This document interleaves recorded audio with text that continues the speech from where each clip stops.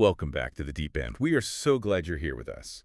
Today, we're going into a slightly different territory, maybe a little darker, but also, I think, incredibly illuminating. I think so. It's one of those topics that seems ancient but feels like it was written about 5 minutes ago. Exactly.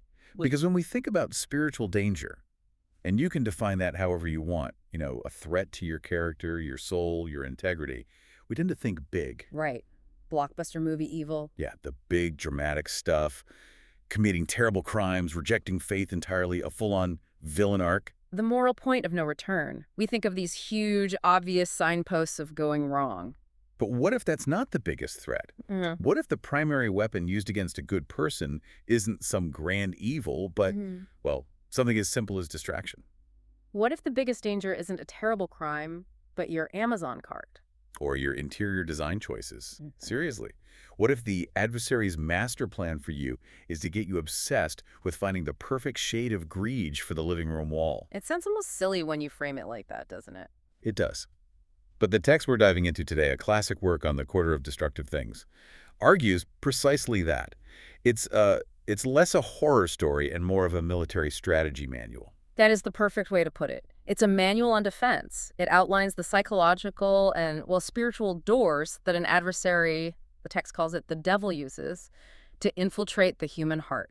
And the really chilling part is who it targets. Yeah. This isn't about tempting people who are already on a bad path. No, not at all. This is a strategy guide for subverting people who already consider themselves disciplined, people who are trying to be good. So our mission for this deep dive is basically to run a diagnostic.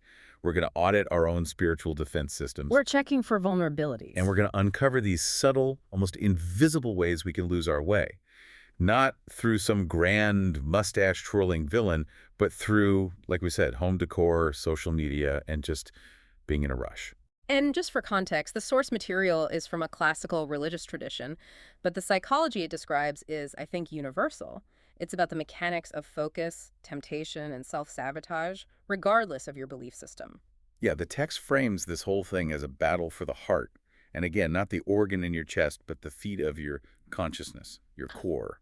And it begins by laying out the adversary's strategy. It's not just random chaos, it's a hierarchy of traps, a very logical, tiered approach. Okay, let's get into this. The strategy of the adversary. It's like we're in a war room looking at the enemy's playbook. What's his ultimate goal? What's plan A? Plan A, the ultimate win, is simple. Total rejection. He wants to lead a person into outright disbelief. So just to reject the divine, reject any sense of higher purpose or morality. Exactly, to convince you that it's all meaningless. If he can get you to a state of total disbelief or profound skepticism about everything, his job is done. Game over. Right. He doesn't need to trick you into smaller sins if you don't even believe in the concept of sin anymore. Precisely. If you burn down the whole framework, the details don't matter. That's the knockout punch. Okay, but let's say that fails. Let's say we're talking about someone with conviction, a person who believes in something, who has a moral compass. Plan A is off the table. Does the adversary just move on to the next person? Not a chance. He just moves down the ladder, he shrugs, says, okay, that didn't work, and he initiates Plan B. And Plan B is? Major sins, the big stuff, the felonies of the spiritual world. So this is where we get into the territory we were talking about earlier. Crimes, major moral failures. Yep, if he can't make you a disbeliever, he'll try to make you a criminal. He'll push for things like murder, theft, adultery, major betrayals, things that leave a deep, permanent stain on your character and your conscience. The idea being, I assume, that if you fall that far, you'll feel like there's no way back. You'll just give up. That's a huge part of the psychology. He wants to mire you in guilt and despair so that you feel irredeemable. Okay. Again, let's think about most people trying to live a decent life. Most of us aren't contemplating bank robberies. We have a basic moral discipline that keeps us from, the felony level. Yeah. So Plan B also fails. Now what? Now he gets more subtle. He moves to Plan C, minor sins. The small stuff. The misdemeanors. Exactly. The little slip-ups. Yeah. A small lie here, a bit of gossip there, a moment of anger, a flash of envy, looking at something you shouldn't. So if he can't hit you with a boulder, he'll try to bury you under a pile of pebbles. That's the perfect analogy. It's death by 1,000 cuts. The strategy is to normalize small transgressions until they become habits. Each one seems insignificant on its own, but they accumulate and corrode your character over time. And I feel like this is where a lot of religious or ethical systems focus. Guard your tongue, control your temper. But this is where the text we're looking at gets really, really interesting. It really is, because it poses a very specific question. It asks, what about the clean person, the disciplined individual? Right. The person who avoids major crimes, who is vigilant about minor sins, and when they do slip up, they repent or correct it immediately. They're on top of their game. This is the person who seems to have all their defenses up. Does the adversary finally just give up and walk away? This is the twist in the whole thing. And honestly, it's the part of the text that's most terrifying for a modern person. The answer is no, he doesn't give up. He moves to the fourth level. If he cannot get you to do something bad, he will occupy you with something permissible. The trap of the permissible. That sounds like a contradiction in terms. How can something that's allowed, that's neutral, be a trap? It seems impossible, right? Because permissible means it's not a sin, it's not forbidden, it's okay to do. It's the neutral zone. How do you weaponize the neutral zone? You weaponize it through opportunity cost. The source uses this absolutely brilliant analogy to explain the spiritual economy. It compares your life to a bank account. Okay, I'm with you. Let's break down the finances. So imagine every day you wake up and your spiritual bank account has a capital of, say, 100,000 credits. This isn't money. It's your time, your focus, your energy. It's your potential for that day. Got it. My daily capital. Now, the adversary's first few plans are about theft. He wants to hack your account and steal those credits by making you commit sins. A major sin might cost you 50,000 credits. A minor one, 5,000. He wants to bankrupt you. So he wants you to end the day with a negative balance, spiritual debt. Precisely. But what if you're a disciplined person? You have good security. You have two-factor authentication on your soul. He can't get in. He can't steal your capital. So he changes his strategy. He changes the strategy completely. He says, Yeah. okay, I can't steal his 100,000 credits, so my new goal is to make sure he ends the day with exactly 100,000 credits. Oh. He wants to prevent you from ever investing your capital. He wants to ensure you earn zero interest, zero growth. He can't make you poor, so he will settle for making you stagnant. So it's the strategy of the break even. He traps you at the starting line. And he does it by filling your day with permissible things, things that are not wrong, but are ultimately useless in terms of your growth. They are time-consuming, energy-draining activities that provide no spiritual return on investment. Give me a concrete modern example of this, because this feels very real. Okay, think about the process of buying something online. Let's say a new pair of headphones. Is buying headphones a sin? Of course not. It's permissible. Right. But you spend 3 hours on a Tuesday night watching YouTube review videos, then another 2 hours reading articles comparing specs, then an hour scrolling through customer reviews on Amazon trying to spot the fake ones. I feel personally attacked right now. This is my life. It's all of our lives. At the end of those 6 hours, you've spent a huge chunk of your daily capital, your focus, your time, your mental energy. And what's the outcome? You clicked buy. You didn't become a better person. You didn't help anyone. You didn't learn anything profound. You just consumed. I didn't do anything wrong, but I didn't do anything right either. I just existed. You broke even. And the source argues that a lifetime of breaking even is a form of bankruptcy. You arrive at the end of your life having spent all your capital on stuff, on permissible, neutral, ultimately meaningless activity. That is genuinely terrifying. It reframes the whole idea of a trap. We think of a trap as something painful, a pit with spikes, but this suggests the most effective trap is just a really, really comfortable couch. It is the comfortable couch, and that leads us right into the first major door the source warns about, and it's so modern it's scary. It calls it the love of decoration. The love of decoration. Yes, a deep, consuming love for decorating one's home, for fashion, for furniture, for the aesthetics of life. Which, again, sounds harmless. Appreciating beauty is a good thing, isn't it? The source even anticipates this argument. People will say, God is beautiful and loves beauty. They will, and it's a valid point in moderation. But the text warns this becomes a gateway. The adversary uses your appreciation for beauty and turns it into an obsession. It becomes an occupation of the heart. What does that mean, an occupation of the heart? The source works with this idea that the heart, your consciousness, is like a container with a fixed volume.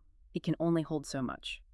If you fill that container with thoughts about thread counts and paint swatches and which throw pillows match the new rug, there is physically less space for anything else. It's a bandwidth issue. Your mental RAM gets filled with junk files. It is 100% a bandwidth issue. And the source gives this powerful example. It describes a person standing in prayer or meditation. This is supposed to be their moment of ultimate focus, of connection. Right. peak spiritual time. But where is their mind? It's not on the divine. It's visualizing the kitchen renovation. It's mentally rearranging the furniture in the living room. It's thinking about the influencer's apartment they saw on Instagram. So the adversary doesn't even need to whisper blasphemies into your ear. He just needs to remind you about that cool lamp you saw at Crate and Barrel. Yes, the connection is severed, not by some demonic force, but by a catalog. And this is where the speaker in our material updates the ancient text with a modern example he calls the scroll. Social media. Of course, the infinite scroll. He specifically calls out following fashion influencers, food bloggers, and travel pages. He mentions the Maldives, doesn't he? Which is just the perfect, quintessential Instagram vacation cliche. It is. He says, imagine you're standing in prayer, trying to contemplate eternity. But what image pops into your mind's eye? A drone shot of an overwater bungalow in the Maldives.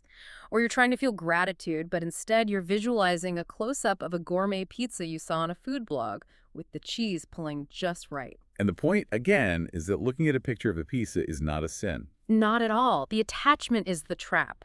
The problem is that the adversary has successfully hijacked your faculty of imagination. Your mind's mood board is so cluttered with images of worldly pleasures that there's no room for contemplation.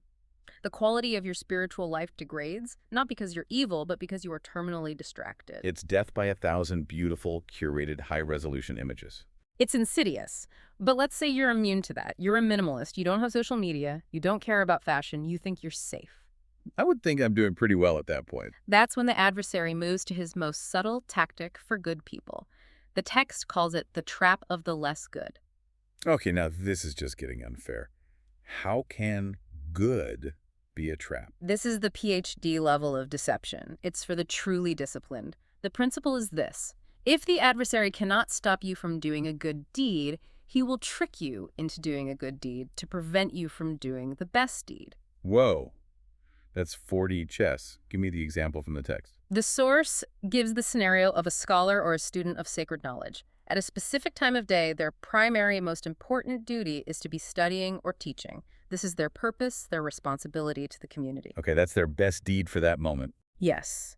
But as they sit down with their books, the adversary whispers a thought into their mind, a very pious-sounding thought.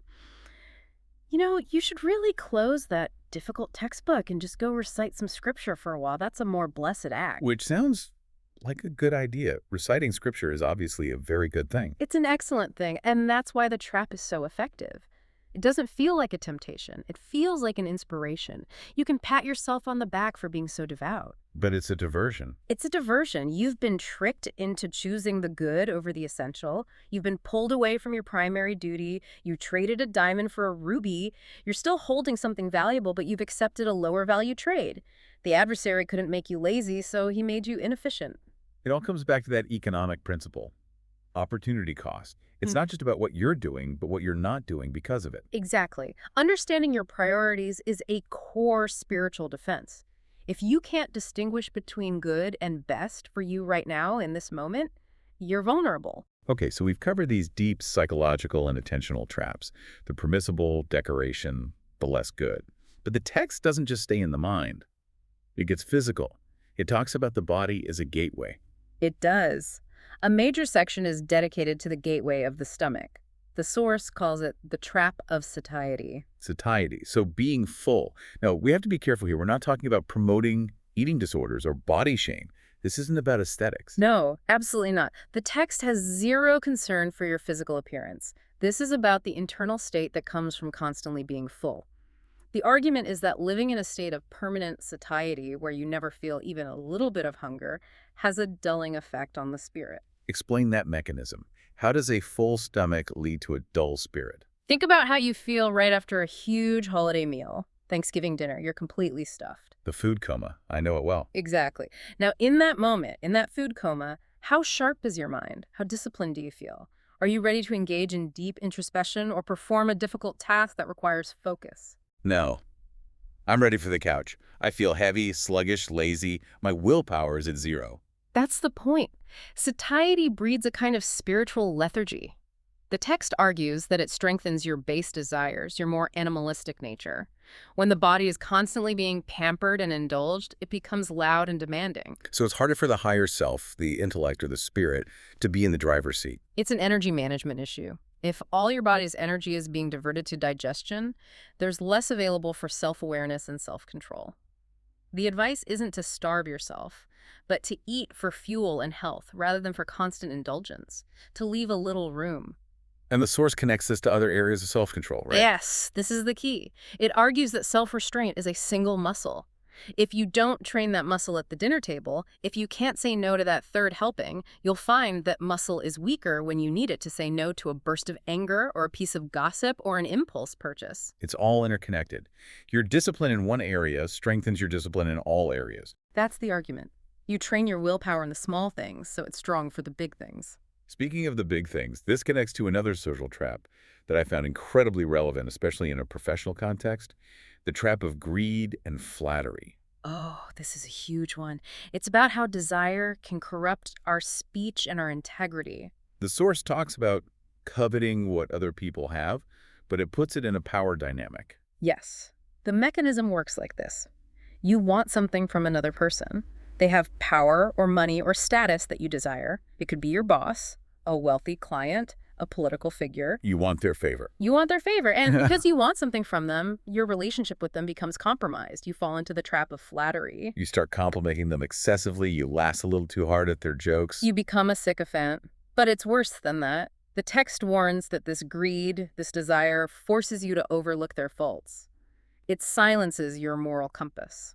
So if your boss, who you're hoping will give you a promotion, says something offensive or makes an unethical decision, You stay silent, or worse, you endorse it. You say, "That's a bold move, boss. I admire your courage." You lie to them and to yourself because you're afraid of losing their favor. your greed has essentially put a gag order on your conscience. It has. You've sold your integrity for the possibility of a material gain. And the text has this cynical little kicker. It implies that most of the time, you don't even get what you were hoping for anyway. Right. You sell your soul, and then they give the promotion to their nephew. Exactly. So you've lost your dignity and you've got nothing to show for it. The adversary loves that deal. Double win for him. Okay, this is all incredibly insightful. But I want to shift to what might be my favorite trap in the whole text, because it's a personality trait I think almost everyone struggles with today. I think I know which one you mean. Haste. The trap of haste, impatience. The source has this powerful maxim. Haste comes from the adversary. Deliberation comes from the divine. It's so true. We live in a culture that worships speed. Move fast and break things is literally the motto of Silicon Valley. We want everything instantly. But the source says that breaking things is exactly the goal of the adversary. He wants you to act first and think later, to react, not respond. And there are two stories in our material that illustrate this so perfectly. One is, as you said, darkly humorous, and the other is just deeply human and painful. Let's start with the funny one, the shoot first guy. This feels like it's straight out of a fable. It does. The speaker tells an anecdote about a man from a rural part of Egypt, a region known for having people with, let's say, a very strong sense of honor and a quick temper. We all know the type. Goes from 0 to 60 in a heartbeat. So this man is absolutely enraged. He feels he's been wronged. He's in a blind fury, and he grabs his weapon and declares that he is going to kill the person who offended him. He's on his way out the door, ready to commit murder. Yes. And a bystander, a wise neighbor, tries to intervene. He says, "Wait, hold on, brother. Let's just look into it first. Let's verify the story. Let's get the facts straight." Which is the divine command, right? Yeah. The text says to verify news. It's the antidote to haste. It is the core principle. But the angry man, in his haste, will have none of it. He shoves the neighbor aside and shouts, Let's kill him first, and then we can look into it. "Let's kill him first, then we'll investigate." It's so absurd you have to laugh. But it perfectly captures the mindset of haste.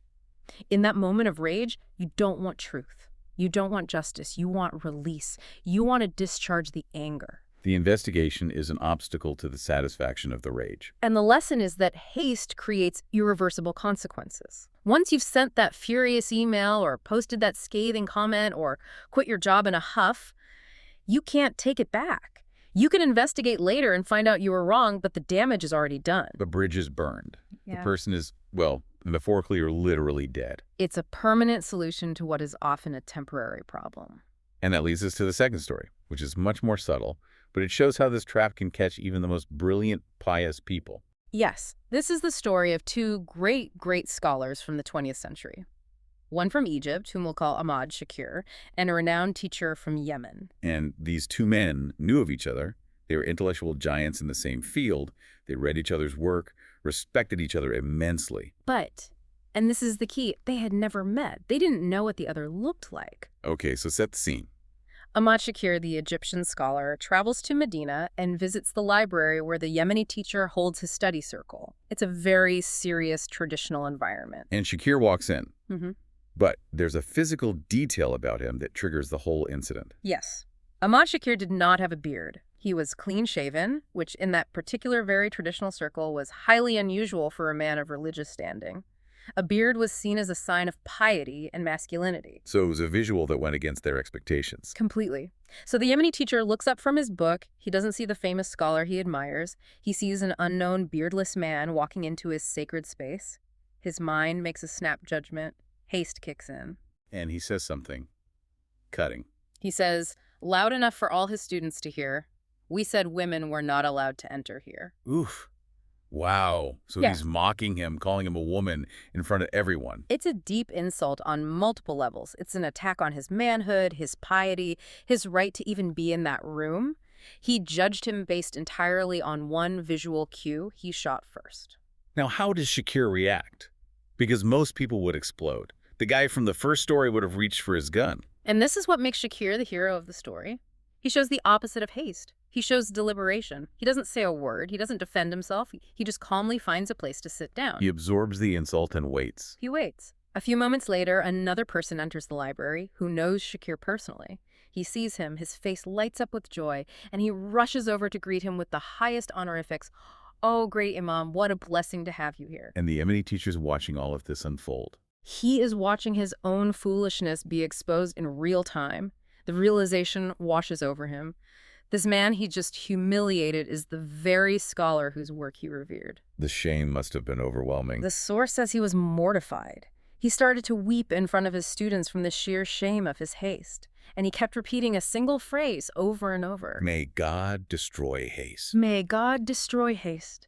Because he realized that all his learning, all his books, all his piety couldn't save him from this basic fundamental trap of judging too quickly. It's such a powerful story because we do that 100 times a day. We see a social media profile and we judge. We read one headline and we form an entire opinion. We see how someone is dressed and we assume we know who they are. You know, the solution is so simple, yet so hard. Just pause. Take a single breath before you speak or act. That pause is the lock on the door of haste. And this idea of judging based on externals, on group identity, connects right into the next trap, the trap of tribalism and fanaticism. Yes. The text criticizes what it calls common people, who become obsessed with their affiliation to a particular school of thought. In the original context, that meant a specific school of Islamic law. Hmm. But today, my gosh, this applies to everything. Everything. Political parties, sports teams, tech brands. I'm a Mac person, I'm a liberal, I'm a conservative. The trap isn't having an affiliation, right? It's something deeper. The trap is when the affiliation becomes an identity that replaces actual virtue. The source points out this profound irony. You have people who are loud, aggressive, and rude, all in the name of defending the honor of their chosen school or leader. But the founder of that school was known for being humble and quiet and patient. Exactly. They are embodying the complete opposite of the virtues they claim to be defending. They wear the jersey of a team whose style of play they completely ignore. They're like fans of a pacifist leader who get into fistfights at his rallies. A perfect modern analogy. And the text uses the example of a great founder, Imam Ahmad, who is known for his piety and for guarding his tongue. His modern followers, the source implies, might be the most aggressive people online, picking fights to defend him. He would likely be horrified by their behavior. There's a specific story about him that drives this home, about cursing. Yes. His son was asked if his father ever cursed a specific historical figure, a man named Yazid, who is widely seen as a villain, a truly bad guy. So a deserving target if there ever was one. Absolutely. But the son said no. He said, "When did you ever see your father curse anyone?" It wasn't because he approved of the villain. It was because the act of cursing itself was beneath the character of a believer. Wow. So his commitment to his own character was more important than his opposition to an enemy. He wouldn't let the enemy drag him down to that level. That is the core distinction. The fanatic believes that the righteousness of their cause gives them a license to be vicious. The source says no, that viciousness is proof you've already lost. The adversary has tricked you into thinking your anger is a sign of your faith. When it's really just a sign of your ego. Look how passionate I am. Look how much I care. When really it's just, look at me. It's turning a noble cause into an ego trip. That's the trap. Okay, we've covered a lot. Emotional, physical, social traps. But they're also intellectual traps.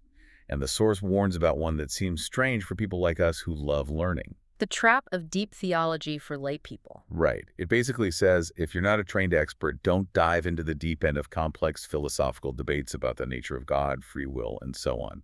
Which seems counterintuitive. Isn't knowledge good? Shouldn't we ask the big questions? That's what I thought. The text uses a swimming analogy. If you're not a trained swimmer, jumping into the deep end of the ocean doesn't make you an explorer. It just makes you drown. You get overwhelmed. You get overwhelmed. The source argues that for a person without a strong foundational understanding, reading all these conflicting arguments from atheists, from different philosophers, from various sects, doesn't lead to clarity. It leads to confusion and doubt. It's like trying to build a skyscraper without knowing how to pour a foundation. You just end up with a pile of confusing, contradictory materials. The advice is surprisingly practical. It says, for most people, stick to the general belief, the simple core truths. Focus on being a good person, on practice, not on abstract speculation. Don't try to solve the mysteries of the cosmos before you've learned how to be kind to your neighbor. Exactly, because the adversary loves speculation. While you're tied up in knots arguing about metaphysics, you're not actually doing anything good in the world. It's another form of the permissible trap, a distraction. Which brings us to the last major trap, and it's maybe the most personal one. It's entirely internal. The trap of suspicion. Having a bad opinion of others, the source is ruthless on this point. It says that your constant suspicion of others is just a projection of your own inner filth. Ouch. So if I think everyone is secretly selfish and manipulative. It's because you are secretly selfish and manipulative. The text gives a simple rule of thumb. The believer seeks excuses. The hypocrite seeks faults. That's the core principle. When someone does something ambiguous, what's your first instinct?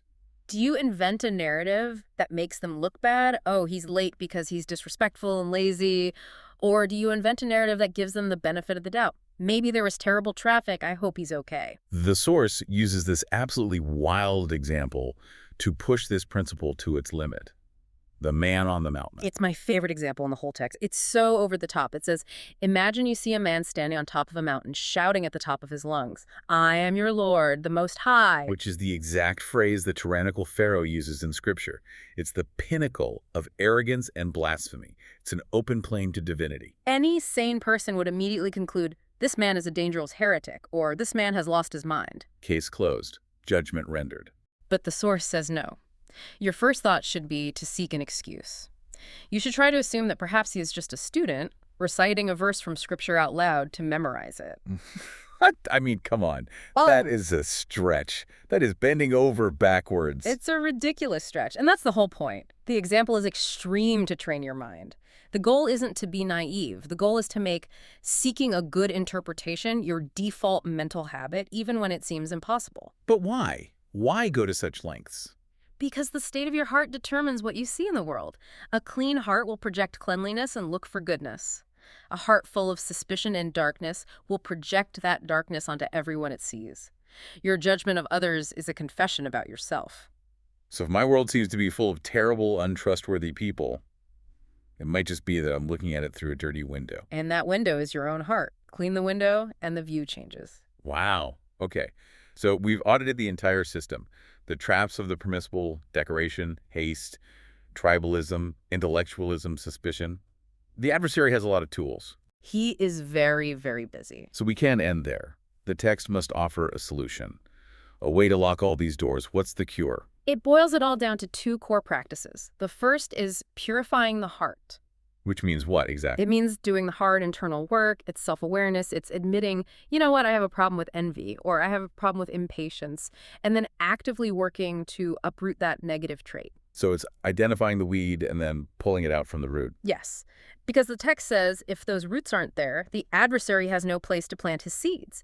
He can pass by the heart as a fleeting thought, but he can't settle in and build a stronghold. Okay, so purification is the internal cleanup. What's the second practice? The second is remembrance, which is the active defense. Remembrance of what? Remembrance of the divine, of your higher purpose, of gratitude, of truth. It means keeping your mind consciously occupied with what is good and meaningful. The metaphor is a cup. If your cup is already full of clean water, there's no room for poison to be poured in. But if the cup is empty, if your mind is idle and vacant, Then it's a vacuum, and the adversary rushes in to fill it with distractions, suspicions, and desires. An idle mind really is the devil's workshop. so it all comes back to where you choose to put your attention. It's all about attention. This has been incredibly practical and frankly a little convicting. I feel like I need to rethink my relationship with my Pinterest boards. And I probably need to uninstall a few news apps. So as we close, the challenge to you, our listener, is this. We've laid out all these different doors. Which one is your primary vulnerability? Take an honest look. Is it the door of the Amazon cart, the love of decoration? Is it the door of the Twitter feed, the trap of haste? Is it the door of judging others, the trap of suspicion? Find your door. And just try to be a little more mindful of it this week. You don't have to slam it shut and barricade it forever. Just be aware of when it's swinging open. A little awareness goes a long way. And I want to leave you with one final thought, something that really crystallized this whole deep dive for me. We're all taught to protect our wealth. We lock our doors, we have passwords, we check our bank statements, we guard our money. Of course, it's valuable. But this text suggests that our money isn't our real wealth. Our true, non-renewable wealth is our attention. That is the currency of life. Where you spend your attention is where you spend your life. So the provocative question is this. If you end the day having spent all of your precious, limited attention on neutral, permissible, distracting things, did you just break even? Or did you actually suffer a profound loss? That's the question we all have to answer for ourselves. Something to think about. Thank you for diving deep with us. We'll see you next time. Stay mindful.